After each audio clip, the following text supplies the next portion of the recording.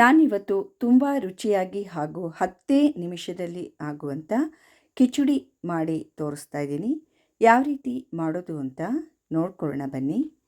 ಕಿಚಡಿ ಮಾಡೋದಕ್ಕೋಸ್ಕರ 1 ಕಪ್ ಅಕ್ಕಿ ತೊಗೊಂಡಿದ್ದೀನಿ. ಕರೆಕ್ಟಾಗಿ 1 ಕಪ್ ಅಕ್ಕಿ, ಅರ್ಧ ಕಪ್ಪು ಹೆಸರುಬೇಳೆ, 1/4 ಕಪ್ಪು ಮಸೂರ್ ದಾಲ್ ತೊಗೊಂಡಿದ್ದೀನಿ.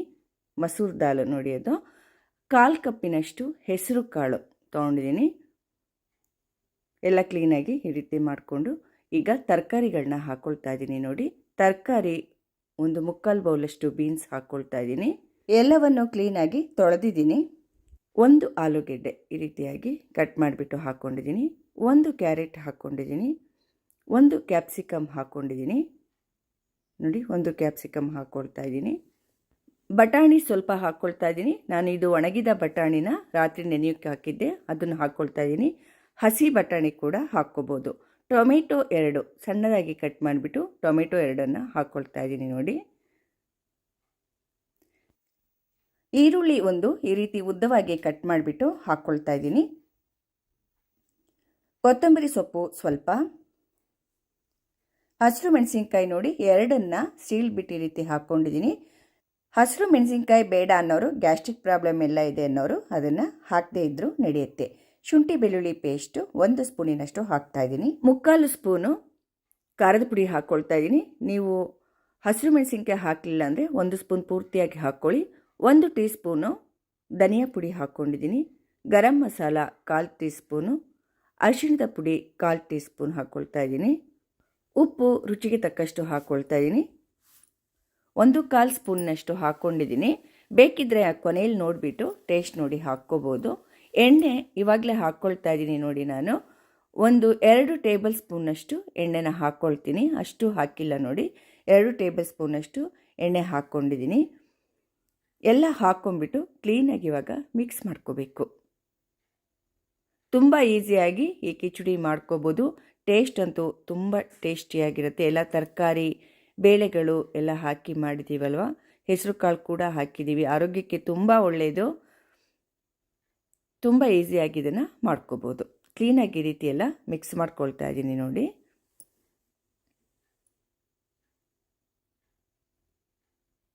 ಇವಾಗ ಎಲ್ಲ ಕ್ಲೀನಾಗಿ ಮಿಕ್ಸ್ ಮಾಡಿ ಆಯಿತು. ಅರ್ಧ ಕಪ್ಪು ಮೊಸರು ಹಾಕ್ಕೊಳ್ತಾ ಇದ್ದೀನಿ. ತುಂಬ ಟೇಸ್ಟ್ ಕೊಡುತ್ತೆ ಈ ರೀತಿ ಮೊಸರು ಹಾಕೋದ್ರಿಂದ. ಅರ್ಧ ಕಪ್ಪಿನಷ್ಟು ಮೊಸರನ್ನು ಹಾಕ್ಕೊಳ್ತಾ ಇದ್ದೀನಿ. ನೋಡಿ, ಅದು ಹಾಕಿದ ಮೇಲೆ ಸ್ವಲ್ಪ ಈ ರೀತಿಯಾಗಿ ಮಿಕ್ಸ್ ಮಾಡ್ಕೋಬೇಕು.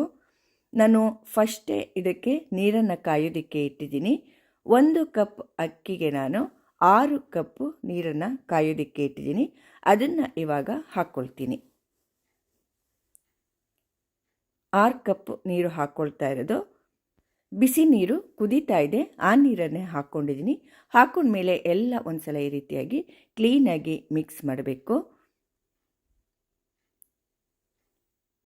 ಲಿಡ್ನ ಕ್ಲೋಸ್ ಮಾಡ್ತಾ ಇದ್ದೀನಿ. 2 ವಿಸಲ್ ಆಗಬೇಕು. ಇದು 2 ವಿಷಲ್ ಆಗಿ ಪೂರ್ತಿಯಾಗಿ ಗ್ಯಾಸೆಲ್ಲ ರಿಲೀಸ್ ಆದಮೇಲೆ ನಾನು ಇದನ್ನು ತೆಗಿತಾ ಇದ್ದೀನಿ. ನೋಡಿ, ಕುಕ್ಕರ್ ಮುಚ್ಚಳ ಕರೆಕ್ಟಾಗಿ ಆಗಿದೆ.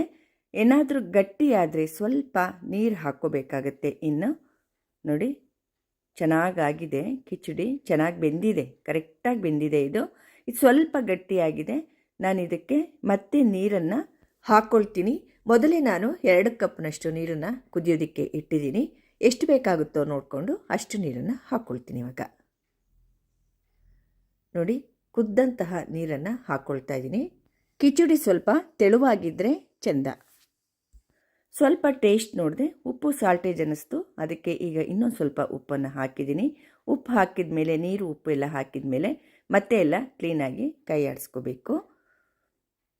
ನೀವು ಮಧ್ಯಾಹ್ನ ಲಂಚ್ ಬಾಕ್ಸಿಗೆಲ್ಲ ತೊಗೊಂಡೋಗೋದಾದರೆ ಇನ್ನೂ ಒಂದು ಸ್ವಲ್ಪ ನೀರು ಹಾಕ್ಕೊಂಡು ತೆಳುವಾಗಿ ಮಾಡ್ಕೊಳ್ಳಿ. ಇವಾಗಲೇ ಉಪಯೋಗಿಸೋದಾದರೆ ಇಷ್ಟು ತೆಳು ಇದ್ದರೆ ಸಾಕಾಗತ್ತೆ. ಕಿಚಡಿ ತಣ್ಣಗಾದ ಮೇಲೆ ಸ್ವಲ್ಪ ಗಟ್ಟಿಯಾಗತ್ತೆ. ಆದ್ದರಿಂದ ಇನ್ನೊಂದು ಸ್ವಲ್ಪ ಜಾಸ್ತಿ ನೀರು ಹಾಕಿಬಿಟ್ಟು ಲಂಚ್ ಬಾಕ್ಸಿಗೆಲ್ಲ ತೊಗೊಂಡೋದ್ರೆ ಚೆನ್ನಾಗಿರುತ್ತೆ. ತಣ್ಣಗಾದ ಮೇಲೆ ಗಟ್ಟಿಯಾದರೆ ಪುನಃ ಇನ್ನೊಂದು ಸ್ವಲ್ಪ ನೀರು ಹಾಕ್ಕೊಂಡ್ಬಿಟ್ಟು ಮತ್ತೆ ಬಿಸಿ ಮಾಡಿಕೊಂಡ್ರೆ ತುಂಬ ಟೇಸ್ಟಿಯಾಗಿರುತ್ತೆ. ಕಿಚಡಿ ಇವಾಗ ರೆಡಿಯಾಗಿದೆ. ಹೀಗೆ ಬೇಕಾದರೂ ನೀವು ಉಪಯೋಗಿಸ್ಬೋದು. ಇನ್ನೂ ಎಕ್ಸ್ಟ್ರಾ ನಿಮಗೆ ಟೇಸ್ಟ್ ಬೇಕು ಅಂದರೆ ನೋಡಿ, ಒಗ್ಗರಣೆ ಸೌಟ್ ಇಟ್ಕೊಂಡಿದ್ದೀನಿ. 1 ಟೀ ಸ್ಪೂನಷ್ಟು ತುಪ್ಪ ಹಾಕ್ಕೊಳ್ತಾ ಇದ್ದೀನಿ. ತುಪ್ಪ ಕ್ಲೀನಾಗಿ ಕರಗಬೇಕು, ಚೆನ್ನಾಗಿ ಬಿಸಿಯಾಗಬೇಕು ತುಪ್ಪ ಬಿಸಿಯಾದ ನಂತರ ಇದಕ್ಕೆ ಸಣ್ಣದಾಗಿ ಕಟ್ ಮಾಡಿಕೊಂಡಂತಹ ಬೆಳ್ಳುಳ್ಳಿ ಎಸಳು ಹಾಕ್ತಾ ಇದ್ದೀನಿ. 1 ಗಡ್ಡೆಯಷ್ಟು ಬೆಳ್ಳುಳ್ಳಿನ ಸಣ್ಣದಾಗಿ ಸಿಪ್ಪೆ ಬಿಡಿಸಿ ಕಟ್ ಮಾಡಿಕೊಂಡಿದ್ದೆ. ಅದನ್ನು ಹಾಕಿಬಿಟ್ಟು ಕ್ಲೀನಾಗಿ ಕೆಂಪಗಾಗೋವರೆಗೆ ಇದನ್ನು ಫ್ರೈ ಮಾಡ್ಕೋಬೇಕು. ನಿಧಾನವಾಗಿ ಕೆಂಪಗಾಗುತ್ತೆ, ಲೋ ಫ್ಲೇಮ್ನಲ್ಲೇ ಮಾಡ್ಕೊಳ್ಳಿ. ಆಮೇಲೆ ಇದಕ್ಕೆ ಅರ್ಧ ಸ್ಪೂನಿನಷ್ಟು ಜೀರಿಗೆ ಹಾಕ್ಕೊಳ್ತಾ ಇದ್ದೀನಿ. ಜೀರಿಗೆ ಹಾಕಿ ಮತ್ತೆ ಸ್ವಲ್ಪ ಹೀಗೆ ಕೈ ಆಡಿಸ್ತಾ ಇರಬೇಕು. ನೋಡಿ, ಕೆಂಪಗಾಗ್ತಾ ಬಂತು ಬೆಳ್ಳುಳ್ಳಿ. ಈ ಹಂತದಲ್ಲಿ ನಾನು ಸ್ಟವ್ನ ಆಫ್ ಮಾಡ್ಕೊಂಡಿದ್ದೀನಿ. ಇವಾಗ ಇದನ್ನು ನಾನು ಕಿಚಡಿಗೆ ಹಾಕ್ಕೊಳ್ತೀನಿ. ತುಂಬ ಚೆನ್ನಾಗಿರುತ್ತೆ ಫ್ಲೇವರ್. ಈ ರೀತಿ ಬೆಳ್ಳುಳ್ಳಿನ ತುಪ್ಪದಲ್ಲಿ ಹುರಿದುಬಿಟ್ಟು ಹಾಕಿದ್ರೆ, ಒಗ್ಗರಣೆಯಲ್ಲಿ ಮಾಗಿಸ್ಬಿಟ್ಟು ತುಂಬಾ ಟೇಸ್ಟಿಯಾಗಿರುತ್ತೆ. ಮತ್ತು ಇದನ್ನು ಕ್ಲೀನಾಗಿ ಎಲ್ಲ ಮಿಕ್ಸ್ ಮಾಡ್ಕೊಳ್ತಾ ಇದ್ದೀನಿ. ಡಯೆಟ್ ಮಾಡೋರಿಗಂತೂ ಈ ರೆಸಿಪಿ ತುಂಬಾ ಒಳ್ಳೆಯದು. ಇದರಲ್ಲಿ ಅಕ್ಕಿ ಜೊತೆಗೆ ಬೇರೆ ಕಾಳು ಬೇಳೆಗಳು ಹಾಗೂ ತರಕಾರಿ ಉಪಯೋಗಿಸಿರೋದ್ರಿಂದ ಡಯೆಟ್ ಮಾಡೋರಿಗಂತೂ ತುಂಬ ಒಳ್ಳೆಯದು. ಎಲ್ಲರಿಗೂ ಆರೋಗ್ಯಕ್ಕೆ ತುಂಬ ಒಳ್ಳೆಯದಾದ ಕಿಚಡಿ ಇದು. ತುಂಬ ಒಳ್ಳೆಯ ರೆಸಿಪಿ. ಲಂಚ್ ಬಾಕ್ಸಿಗೆ ಕೂಡ ತುಂಬ ಒಳ್ಳೆಯ ರೆಸಿಪಿ. ಬ್ರೇಕ್ಫಾಸ್ಟಿಗಂತೂ ಸೂಪರ್ ಆಗಿರುತ್ತೆ. ಇದು ಬೇಗನೆ ಮಾಡ್ಕೊಂಬಿಡ್ಬೋದು. ನಾನಿವಾಗ ಸರ್ವ್ ಮಾಡ್ತಾ ಇದ್ದೀನಿ ನೋಡಿ. ತುಂಬ ಟೇಸ್ಟಿಯಾದಂತಹ ರೆಸಿಪಿ ಇದು. ನಾನು ಮಾಡಿರೋ ಮೆಥಡು ನಿಮಗೆ ಇಷ್ಟ ಆಗಿದೆ ಅಂದ್ಕೊಂಡಿದ್ದೀನಿ. ಈ ರೀತಿಯಾಗಿ ಮೊಸರು ಜೊತೆಗೂ ಇದನ್ನು ತಿನ್ಬಹುದು. ನಾನು ಮಾಡಿರೋ ಕ್ವಾಂಟಿಟಿ ಸುಮಾರು 6 ಜನಕ್ಕೆ ಹೊಟ್ಟೆ ತುಂಬ ಆಗುತ್ತೆ. ನೀವು ಕಡಿಮೆ ಬೇಕು ಅನ್ನೋರು ಎಲ್ಲದರಲ್ಲೂ ಅರ್ಧ ಹಾಕ್ಕೊಂಡ್ಬಿಟ್ಟು ಮಾಡ್ಕೋಬೋದು. 3 ಜನಕ್ಕೆ ಬೇಕು, 4 ಜನಕ್ಕೆ ಬೇಕು ಅನ್ನೋರು ಅರ್ಧ ಹಾಕ್ಕೊಂಡು ಮಾಡ್ಕೋಬೋದು. ನೋಡಿ, ಹಪ್ಪಳ ಹಾಗೂ ಉಪ್ಪಿನಕಾಯಿ ಜೊತೆಗಂತೂ ಇದನ್ನು ತಿಂತಾ ಇದ್ದರೆ ಸೂಪರ್ ಆಗಿರುತ್ತೆ. ಬೇಕಿದ್ರೆ ನೀವು ಮೇಲ್ಗಡೆ ತುಪ್ಪ ಕೂಡ ಹಾಕ್ಕೋಬೋದು. ತುಪ್ಪ ಹಾಕ್ಕೊಂಡು ತಿನ್ಬೋದು. ತುಂಬ ಟೇಸ್ಟಿಯಾದಂತಹ ರೆಸಿಪಿ ಇದು. ನಿಮಗೆಲ್ಲ ತುಂಬ ಇಷ್ಟ ಆಗಿದೆ ಅಂದ್ಕೊಂಡಿದ್ದೀನಿ ಈ ಕಿಚಡಿ ರೆಸಿಪಿ. ದಯವಿಟ್ಟು ನನ್ನ ಚಾನಲ್ಗೆ ಸಬ್ಸ್ಕ್ರೈಬ್ ಆಗೋದನ್ನು ಖಂಡಿತವಾಗಿ ಯಾರೂ ಮರಿಬೇಡಿ.